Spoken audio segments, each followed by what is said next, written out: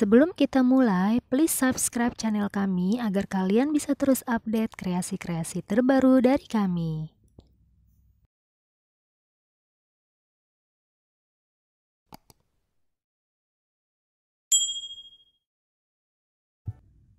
Di pita hias yang kedua, saya pakai pita emas organdi ukuran 2,5 cm. Alat dan cara yang digunakan sama dengan yang pertama. Bedanya digulung sampai 10 kali.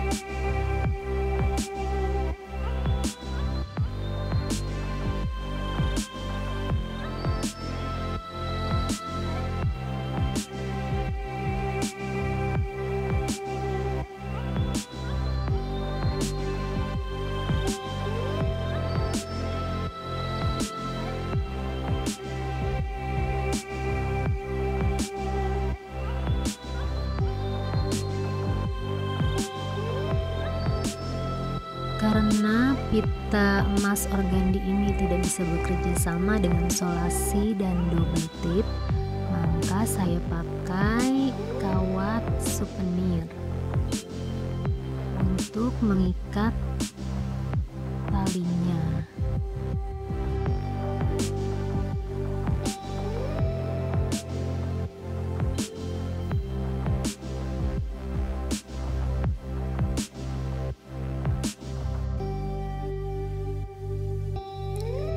Kalian bisa menggunakan kawat biasa atau staples untuk lebih mudahnya.